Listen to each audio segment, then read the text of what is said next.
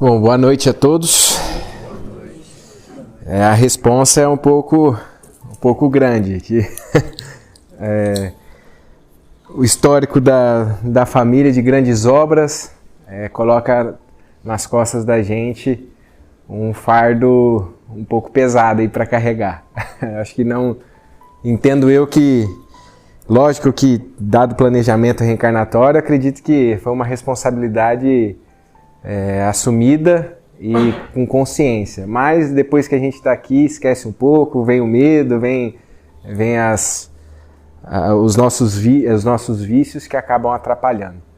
Mas o importante é continuar a caminhada, continuar batalhando. Mesmo, como diz Paulo, com os joelhos desconjuntados, a gente tem que se colocar de prontidão para o trabalho. E é isso que a gente faz. E como eu sempre falo, somos abusados em estar aqui na frente. Como o Moacir fala, somos apenas faladores. Não me coloco aí no rol de palestrante, porque ainda tem muito chão para trilhar para eu me tornar um palestrante. A gente vem aqui e apenas repete, estamos repetindo aquilo que estudamos. Só que com uma responsabilidade a mais, porque o primeiro ouvido que escuta é daquele que está aqui falando. Então, no desencarnar, com certeza seremos cobrados da oportunidade que nos foi dada. E falando nisso, na cobrança daquilo que nos foi dado, vem de encontro com a exposição da noite. Já faz um tempo que foi iniciado o capítulo 16, não deve servir a Deus e a Mamon. Outros palestrantes, outros expositores vieram aqui e falaram sobre as passagens que Kardec colocou nesse capítulo. E aqui a gente entra hoje na instrução dos Espíritos, em que ele começa com uma mensagem de Pascal, falando sobre a verdadeira propriedade. E trata de um capítulo que traz um pouco de confusão para a gente. Ainda mais no momento em que nos encontramos, onde a oferta e o conforto da vida material é muito grande. Eu sempre repito isso, já falei aqui e falo de novo. Nós, na evolução da humanidade, nós nunca estivemos num momento tão oportuno e fácil para se viver no ponto de vista material. Nós temos ao nosso alcance diversas facilidades que na Idade Média não tínhamos. E isso eu estou puxando bem lá atrás, mas não precisa ir tanto para a gente notar essa diferença. Basta conversarmos com os nossos pais, os nossos avós, da dificuldade material que eles tinham. Às vezes eram de famílias abastadas, mas a tecnologia era pouca. Então, às vezes, morava num sítio, tinha abundância de alimentos, abundância de bens ali, que naquele tempo era possível, mas tinha as dificuldades da época também, coisa que hoje nós não temos. Hoje nós temos inúmeras facilidades. Se eu vou extrair um dente, eu tenho anestesia que me poupa da dor. Se eu quero esquentar um prato de comida, hoje tem um micro-ondas. Se eu vou me locomover até Birigui, hoje tem o carro que consegue levar a gente em 20, 30 minutos, eu estou ali em Birigui. Coisa que isso não tinha. Antigamente isso não existia. Então isso trouxe uma facilidade para a gente. E aí nós nos deparamos com esse capítulo falando, não se deve servir a Deus e a Mamon. Não tem a possibilidade de você servir a divindade, servir a Deus e servir a Mamon, que aqui é bem colocado, que é a matéria, que são as posses. E vem agora esse capítulo e fala, só existe uma verdadeira... Qual é a verdadeira propriedade? Pascal vem e nos fala, ele vem e nos aponta, a verdadeira propriedade é esta.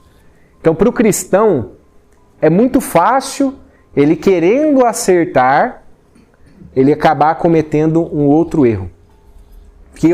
É fácil para a gente isso. Dada a nossa imperfeição, dada a nossa dificuldade de entender os textos evangélicos, aquilo que o Cristo colocou, aquilo que os Espíritos nos trazem, nós precisamos de procurar palestrantes, procurar expositores de gabarito, para que a gente consiga entender e mesmo assim, com os nossos vícios, forma um filtro que toda vez que passa por esse filtro a gente entende como a gente quer. E isso pode atrapalhar e muito. Porque realmente, se nós procurarmos lá o que o Cristo disse, que a matéria ela atrapalha a evolução. da passagem em que o jovem procura o Cristo, um jovem abastado de posses, procura o Cristo e fala, ó, eu quero que o Senhor me diga qual é o caminho para a salvação. Cristo vem e fala, ó, leia os mandamentos. Cumpra os 10 mandamentos que você vai alcançar a salvação. Ele fala, tá bom, eu cumpro tudo isso, eu faço tudo isso desde de novinho, desde a tenridade, eu frequento o templo, eu pratico, eu faço, sigo tudo à risca. O que mais me falta? Porque ele sentia que algo lhe faltava. E Cristo, pela grandiosidade, quando ele olhava para um espírito, ele não enxergava apenas o espírito naquela encarnação, o estado naquela encarnação, e sim todos os desejos, todas as encarnações, todos os anseios daquele espírito, enxergou naquela criatura o que lhe impedia, que era o apego às posses. E Cristo fala, ó, vá, dê tudo aquilo que você tem e me siga. Se a gente interpretar isso na literalidade, ao pé da letra, realmente vamos entender, poxa, eu tenho que largar, abrir mão de tudo aquilo que eu tenho, tudo aquilo que eu possuo para seguir o Cristo. É o primeiro reflexo nosso. E aí nós pegamos a história dos santos, São Francisco de Assis, e por coincidência hoje foi lida a prece de São Francisco de Assis. E é um exemplo em que ele, nascendo em berço de ouro, tendo posses, abriu mão de tudo que tinha, de todas as suas posses, e foi viver uma vida seguindo tudo aquilo que o Cristo falou, abrindo mão de todas as suas propriedades e servindo a um ideal superior. Então olhamos tudo isso e falamos, esse é o caminho. Então eu tenho que abrir mão de tudo isso que eu tenho e seguir a minha vida. Só que não estamos preparados da maneira correta para seguir esse caminho. Nós, na nossa pequenez, e nós vamos abrir mão de tudo e seguir a vida igual São Francisco de Assis seguiu, não duraremos nem uma semana. Porque ainda nós temos esse apego e a nossa pequenez ainda não faz enxergar essas nuances. Nós não temos essa grandiosidade para suportar o peso dessa escolha e não entendemos a nuance. Que o Cristo, olhando para aquele jovem, sabendo do seu apego, mostrou para ele, ó, o que atrapalha a tua salvação é o teu apego à matéria. Você tem a capacidade de abrir mão de tudo isso e me seguir? Se você tem a capacidade de fazer isso, o caminho da salvação está na tua frente. Mas ele enxergava e sabia que não tinha. E para a gente entender na profundidade sobre isso, porque nós olhamos isso e demonizamos as posses, nós demonizamos. Tanto é que em nossa sociedade é quase um pecado ser bem-sucedido. Aí nós, com esse pensamento, essa interpretação errada, em que a posse atrapalha a propriedade em si, vamos analisar aqui friamente. O fato de eu trabalhar, ter o meu salário, angariar bens, eu já imagino que isso analisando na literalidade, isso é o que me atrapalha, pura e simplesmente. Que o bem, o dinheiro, ele é o demônio, vamos colocar entre aspas, na vida do ser humano. Então eu me abstenho, eu falo, ó, então realmente eu não vou procurar melhorar de vida, eu não vou procurar uma condição melhor, eu vou fazer o meu voto de pobreza, mas aí eu fico infeliz, e aí eu olho para o meu companheiro do lado, que trabalha, consegue ter o seu dinheiro, consegue lucrar ali com a sua atividade, consegue fazer uma vida digna, mas eu olho, só vejo ali a colheita dos frutos do seu trabalho, eu vejo ele comprando um carro, eu vejo ele comprando uma casa, ele se vestindo bem, com uma roupa bem, conseguindo uma vez por ano levar os filhos, levar a família para tirar férias. Eu olho tudo aquilo e aí eu tentando fugir tentando melhorar em um aspecto, eu derrapo em outro. Eu começo a maldizer. Falo, poxa, a inveja toma conta da minha mente, do meu olhar, e eu começo a maldizer aquela pessoa. Poxa, deve estar praticando algo ilícito. Certeza, porque não é possível num país desse a pessoa conseguir juntar dinheiro, construir uma casa dessa, andar com um carro do ano, viajar uma vez por ano. eu abro mão, saio dessa, por uma interpretação errada, eu faço esse voto de pobreza, mas ao mesmo tempo eu estou ali apedrejando aquele meu irmão que está trabalhando. Independente de como ele está arrumando dinheiro ou não, se é lícito, se não é, se ele está passando por cima de alguém, não nos diz respeito. O que diz respeito é a nossa vida. E aí é a primeira atenção que eu chamo para o cristão. No cristão, no modo geral, o espírita, qualquer denominação. Não devemos usar a religião como porrete para dar na cabeça dos outros. Porque o primeiro reflexo eu pego os ensinamentos, começo a olhar a vida dos outros, a julgar e a falar o que é o caminho que ele deve seguir, qual caminho ele deve seguir. Mas não, eu tenho que pegar os ensinamentos, trazer para o meu interior e fazer a reforma dentro de mim. E através da minha melhora eu auxilio aqueles que estão ao meu redor. E o que esse capítulo vem nos mostrar na profundidade, e o que Pascal vem nos dizer nessa anotação, é realmente a posse, os bens materiais, ela pode ser um grande empecilho na tua evolução. Pode, e na maioria dos casos, nós aqui na Terra, ela é um grande empecilho na evolução do ser humano. Mas o porquê? Simplesmente pelo fato do dinheiro existir, da posse existir, ela já é um empecilho ou tem algo a mais? Então nós precisamos raspar um pouco mais da superfície, aprofundar um pouco mais para entender o que essa mensagem nos quer dizer. Nós vemos no Livro dos Espíritos que uma das leis naturais que regem a vida do ser humano é a lei de conservação. Quando encarnamos, é uma lei natural nós procurarmos a conservação do nosso corpo. E, naturalmente, nós vamos procurando e buscando uma condição de vida melhor. Se eu quero conservar o meu corpo, haja vista que é o instrumento para a minha evolução, lembrando, somos espíritos, aqui a gente tem a mania de falar assim, o meu espírito, como se fosse uma entidade fora, não. Eu, espírito, utilizando deste vaso nesta encarnação, eu estou utilizando da matéria para evoluir.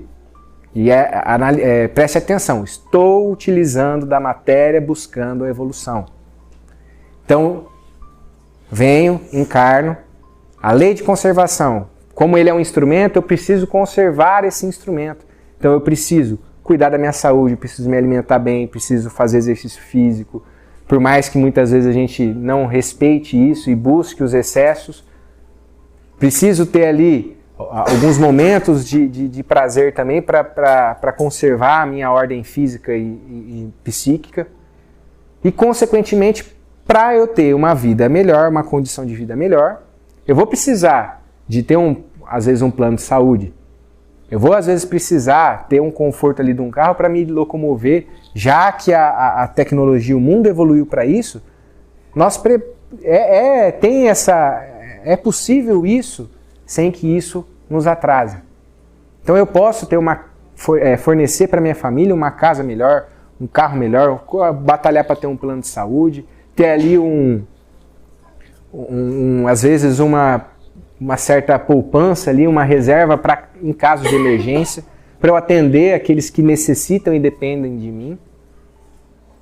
Eu posso buscar isso, ter essa busca na finalidade de buscar a conservação. Isso é natural.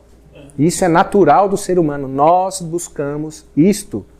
E aí é onde entra o conflito, porque eu vejo isso, os ensinamentos, falando que isso atrapalha. E a minha tendência natural é buscar essa conservação e sempre querer buscar uma condição de vida melhor para mim, não interpretando dessa maneira, isso entra em conflito e eu acabo derrapando em outros detalhes. O que esse capítulo vem dizer? Não pode servir a Deus e a mamon. Eu não posso ter como finalidade última da minha vida a busca e a luta pelos bens materiais. A minha finalidade última, qual que é? O que eu busco realmente? Realmente, na profundidade, fazendo uma análise sincera, sem implicância. Para que eu quero ter uma condição de vida melhor? Simplesmente para ter? Simplesmente para mostrar, ter o status social, por poder? E aqui a gente tem que aprofundar ainda um pouco mais, porque essa posse, aqui essa propriedade em que Pascal vem nos dizer, não é só a propriedade monetária, só o dinheiro. Mas às vezes uma condição social que você vive, às vezes um cargo que você ocupa, às vezes uma posição na empresa, às vezes o presidente do centro espírita, ou da instituição de caridade que a pessoa trabalha, isso também nós colocamos ali no rol de propriedade nossa que nós colocamos ali. Porque muitas vezes a pessoa ela quer estar ali não para fazer a caridade, mas sim por status social. Analisando corretamente e honestamente por que nós estamos procurando. Aí é aquela historinha que nós vemos em desenho, aqui a gente não pode derrapar e cair nesse erro.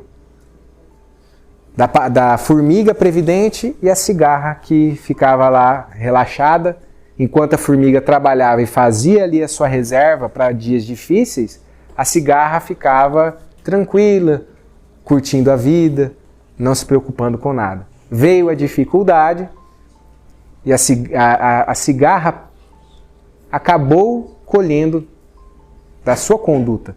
E já a formiga previdente ali também acabou tendo ali a sua proteção. Então nós devemos olhar para essa história e trazer para cá, para esse instante, quando nós estamos estudando essa passagem evangélica. Qual é a finalidade última da nossa luta por uma vida melhor, por uma condição material melhor? Eu quero trazer essa segurança, eu quero trazer ali uma conservação melhor para mim e para aqueles que dependem de mim, para minha família, ou eu quero ter o bem mesmo, é ter por ter. Não, enquanto eu não tiver um carro novo, e aí eu vou sofrer por eu não ter um carro novo. Enquanto eu não reformar a minha casa, eu vou sofrer por não reformar a minha casa. Enquanto eu não comprar o iPhone de última geração, eu não consigo e eu sofro por ter aquilo. É simples. Nós depositamos a felicidade nesses instantes fugazes. Não, eu quero ter um celular. E aí eu trabalho o ano inteiro, junto dinheiro, vou lá e compro o celular. A felicidade dura instantes. Instantes. Peguei o bem, fui ali, vamos ver que melhorou pouca coisa de um para o outro, a minha felicidade vai embora. A verdadeira, Jesus nos alertou, a felicidade não é deste mundo, um dos sentidos, uma das interpretações do mundo material. Felicidade não podemos depositar na matéria. Nós devemos nos utilizar da matéria para evolução. E Pascal vem e nos coloca. A verdadeira propriedade é aquela que, ao encarnar, você chegou com essa propriedade e ao desencarnar, você leva ela com você. O que nós trazemos ao encarnar e levamos ao desencarnar? É uma pergunta que nós devemos fazer. O que realmente é nosso? O que realmente eu levo comigo? É uma pergunta que todos nós devemos fazer no nosso íntimo. E é uma pergunta que a gente patina. O que realmente é nosso? Aí nós começamos com as divagações. O que é nosso? A gente começamos, mas é aquilo que eu deixei para o meu filho, aquilo que a educação que eu deixei para ele. Será? Será que nós levaremos isso? Será que nós estamos educando da maneira correta? O que realmente é nosso? Isso nós devemos nos perguntar. E o Evangelho nos coloca o que realmente é nosso. As virtudes que nós vamos exercendo durante a vida, o bem que nós deixamos, que nós fazemos, é aquilo que nós levaremos quando daqui partirmos. E o que nós estamos fazendo realmente? Nós estamos praticando, estamos exercendo e buscando construir virtudes no nosso espírito, ou estamos fazendo o contrário? E a matéria, ela entra nesse momento. A matéria, Deus colocou na nossa vida para ser instrumento na busca, na construção de virtudes. Então, aí vamos voltar lá no começo da palestra, como eu coloquei. Nós olhamos para o dinheiro, nós olhamos para os bens e demonizamos. Mas, fazendo uma análise lógica, se Deus, que é infinita bondade, se Deus, que Ele sabe de todas as coisas, Ele criou a matéria, Ele criou o dinheiro, Ele criou as posses, a tecnologia do jeito que está, para trazer a infelicidade para ser obstáculo na vida humana? Sendo bem sincero, será que Deus, na sua infinita bondade, fez isto com o ser humano? Seria já tirar aí o status de infinita bondade de Deus, e aí já não seria Deus. Deus colocou a matéria, Deus colocou os bens, as posses, para que nós, em utilizando delas, em usufruindo delas, possamos evoluir. Eu tenho que pegar essas posses, aquilo que eu conquistei, desde que eu conquistei de maneira honesta, sem prejudicar ninguém, sem deixar ninguém, sem passar por cima de ninguém no meu trabalho, tenho que utilizar isso para construir virtudes do meu espírito, para edificar essas virtudes no meu espírito e ajudar o próximo, ajudar a todos aqueles que estão ao meu redor. A posse, a propriedade que nós utilizamos, esses bens materiais, nada mais é do que um empréstimo. Tudo isso que interage com o nosso exterior, é de propriedade de Deus. E nós somos usufrutuários. Ele nos empresta. Fala, vai, nessa encarnação, nesta condição, vou te fornecer aqui alguns instrumentos, trabalhe. E como a parábola dos talentos. O que fizestes os talentos que eu te dei. E tudo aquilo que reage, interage com o nosso exterior, é propriedade de Deus. Façamos uma análise sincera. O que é que interage com o nosso exterior? Dinheiro, os bens, o nosso corpo, a nossa família, que é colocada nesta encarnação, na configuração em que se encontra, seu filho, seu marido, sua esposa, e nós ali colocamos esses status de meu, colocamos ali uma situação que vai dificultando, aí sim ela vai dificultando a nossa evolução. Qual é a finalidade? A propriedade que nós vamos angariando na nossa vida, seja por uma herança, seja pelo trabalho, seja qual condição que for, desde que não seja de maneira ilegal, mas a nossa propriedade ela está sendo utilizada para quê? De que maneira? Qual é a finalidade? E eu sempre gosto de utilizar pra gente, essa figura de linguagem para a gente entender. O ser humano, já que ele foi feito, o espírito ele foi feito à imagem e semelhança do Criador, nós somos centelhas divinas, nós temos ali uma parte de Deus, como todo criador, todo escultor, ele deixa a sua digital na sua obra, como um escultor que vai fazer um vaso, um pintor famoso, ele sempre deixa ali na sua obra, a sua digital. Deus deixou a digital na sua criação, em nós. Nós temos ali o princípio divino. Então e se Deus é amor e nós somos criados à imagem e semelhança, nós fomos criados para amar. A nossa finalidade criacional é amar. E quando nós estamos desviados dessa finalidade, é onde começamos a sentir o peso desse caminho tortuoso. É onde nós começamos a sentir as dificuldades, começamos a sentir as doenças psicossomáticas, começamos a sentir os entraves, como nós vemos em larga escala na sociedade. Nunca se teve tantas doenças psicossomáticas igual hoje, entre ansiedade, depressão, entre tantas outras. E nunca se teve tanto conforto material como nós temos. E aqui, não demonizando o conforto material, mas como nós estamos se utilizando, como nós estamos usufruindo dessa propriedade, desse dessa propriedade temporária que nos foi colocada à disposição. O nosso egoísmo faz com que nós nos afastemos da nossa finalidade criacional. Fomos feitos para amar. E assim como a vela, que foi feita para aquecer e iluminar, nós somos feitos para amar. Se eu compro uma vela no mercado, deixo ela guardada na gaveta, ela não está cumprindo com a sua finalidade. Ela vai ficar lá preservada, mas não cumpre com a sua finalidade.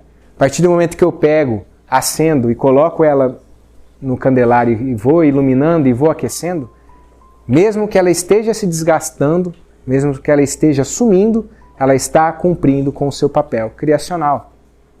E muitas vezes, nós, para cumprir com o nosso fim criacional, nós nos colocaremos em um certo desgaste. Nós teremos que nos colocar nessa situação. Eu preciso abrir mão de certas coisas para conseguir amar o próximo. É onde eu começo a lapidar e alcançar a minha melhoria. E a gente não quer abrir mão. A gente não quer, às vezes, passar por cima do orgulho. Às vezes a gente não quer sair do nosso conforto para estender a mão amiga e ajudar. Então, tomemos cuidado com a nossa análise. Tomemos cuidado como nós estamos nos portando e usufruindo dessa propriedade que Deus nos colocou à nossa disposição. Esse capítulo veio e falou a parábola do mal rico, veio e falou de Zaqueu, exemplos de pessoas que tinham posses e se utilizaram de maneira errada dessa posse. Então temos condições, temos material para olhar e ver qual é o caminho correto a seguir, qual é a maneira que nós devemos seguir diante da vida. E como o Moacir sempre fala, em várias oportunidades eu vi ele falando, quando ele foi para Sacramento, em que nós estamos sendo alertados. O momento da teoria, ele já passou. Porque a gente olha, quando nós entramos na doutrina espírita, a gente só olha o curto espaço de tempo que a doutrina espírita existe. Seus 100 e poucos anos. E aí automaticamente esquecemos da tradição religiosa que nós estamos inseridos. Porque Jesus tem 2000 anos. E antes de Jesus, temos ali uma tradição religiosa que não podemos excluir. Nós não podemos olhar para trás do Velho Testamento, do Novo Testamento e achar que a doutrina espírita ela veio fazer algo diferente. No capítulo 1 do Evangelho ele vem e deixa bem claro, não vim destruir a lei. Qual lei que ele não veio destruir? A lei que já vem sendo edificada há mais de 2000 anos. Lógico, a doutrina espírita ela nos traz instrumentos para interpretar essa lei. Vem falando sobre a reencarnação, vem falando da lei de causa e efeito na reencarnação, da pluralidade dos mundos, entre tantos outros pontos. Um ponto importantíssimo que a doutrina espírita fala, que vem trazer um entendimento sobre Deus. Mas não podemos excluir toda essa história, essa tradição religiosa em que nós estamos inseridos. Então, o momento teórico, analisando assim, já vem de muito tempo. Tivemos a passagem do Cristo.